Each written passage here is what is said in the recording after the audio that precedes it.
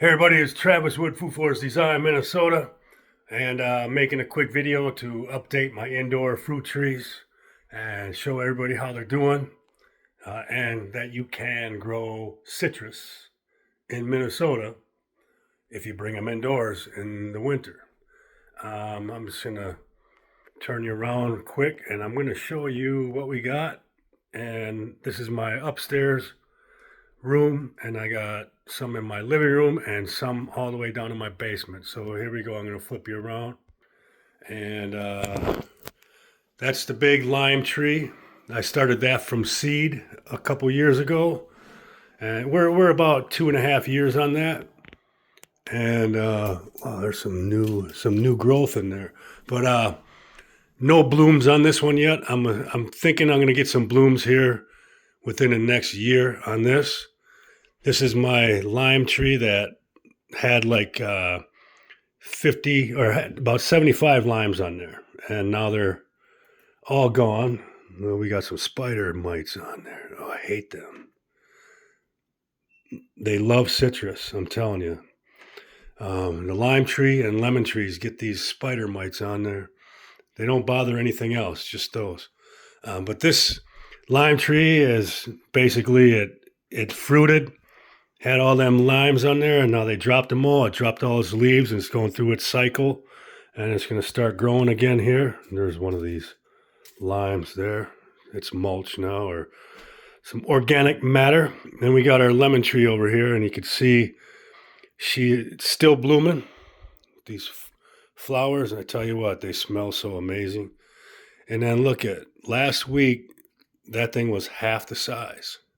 Now it's within a week, it will probably be the size of a golf ball, which is not really that big, but for 1 week, that's pretty fast. And then we got a couple more growing down here. And then we got all these blooms coming in. Oh, shit.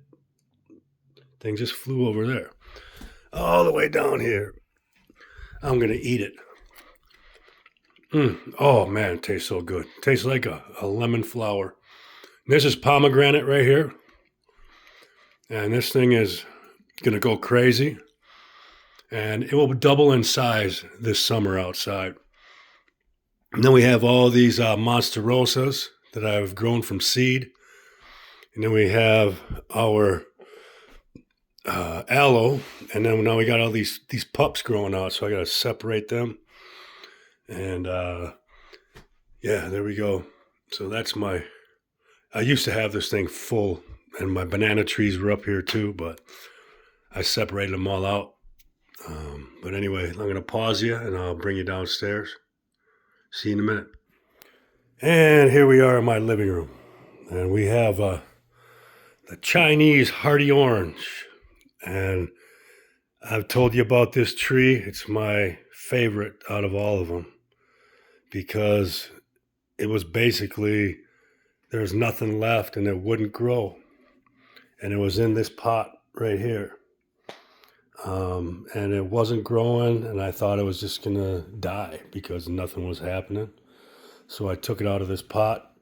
I put it in a small pot about this size and set it in the corner outside this last summer.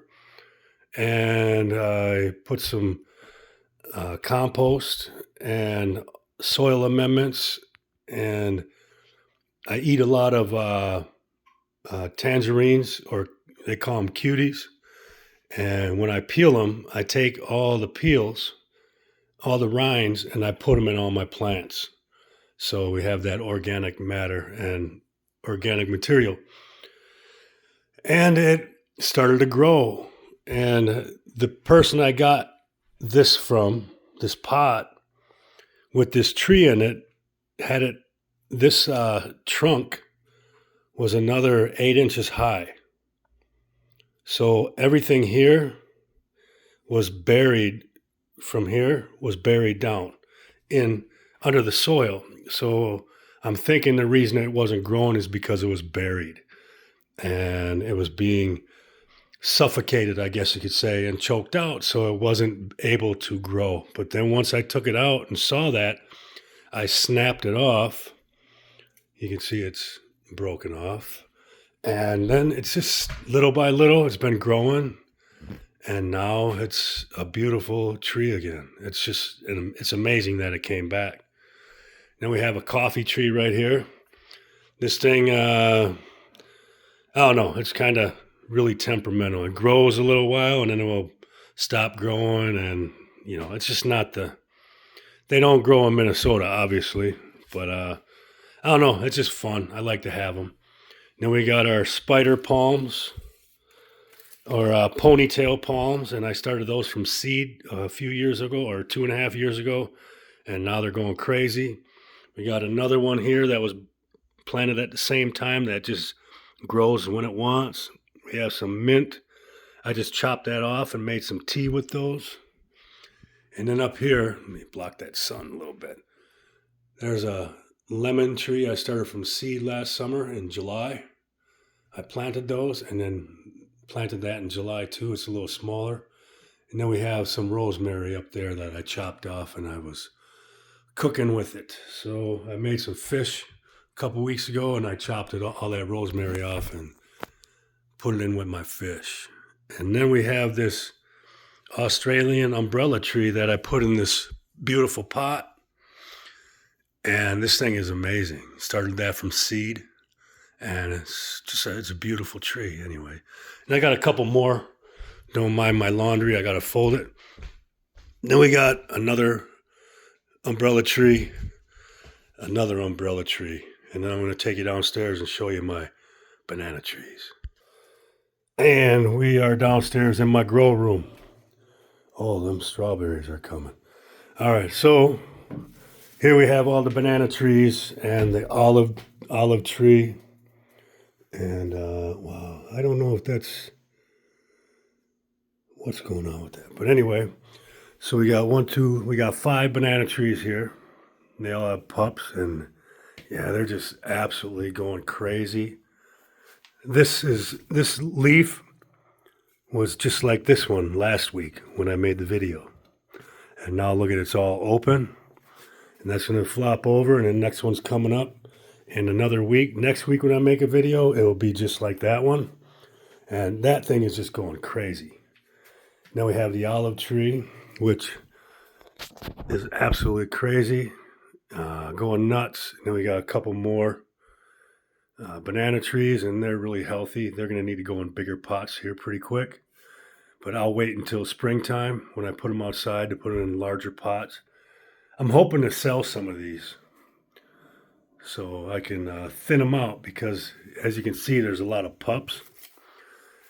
And this one's got like 5 in there, and we got a bigger pup in here. There's pups in that one, and then look at this. See how big these pups are? That's about a 6-inch banana tree right there, pup. And then we got one on the back side. And then this is Mama. This is the mother. And look at the beautiful leaves on her. This is, last week, it was just like this one. That's how fast they grow when they open up. But just looking amazing and getting huge. And then we got some smaller ones here. And look at, this is a tiny one, but it's also got some pups growing.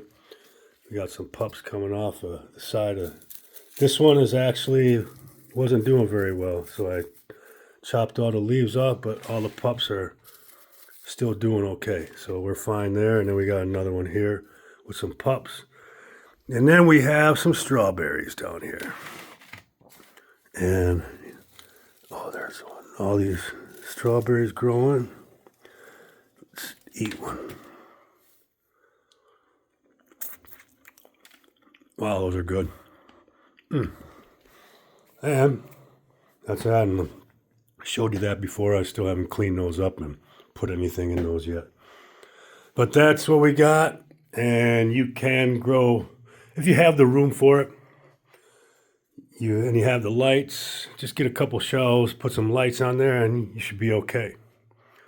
But that's what we have here. And I'll make another video next week. But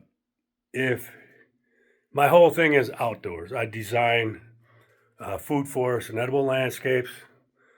And if you would like to transform your lawn into an edible, self-sustainable, low maintenance, abundant, thriving food forest.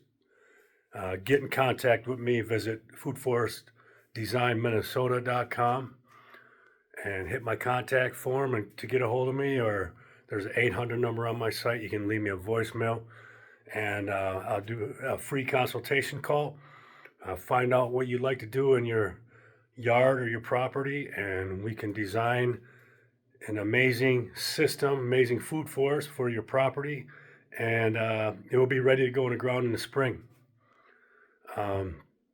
So the quicker you get with me, the quicker we get the design done, you can get in line to have your food forest installed. I got 5 installs to do starting in the spring, but I have a couple of crews, so they'll go fast, and we can get you in right away and get you planted and get all your food in the ground right away. So don't wait, hurry up. And we're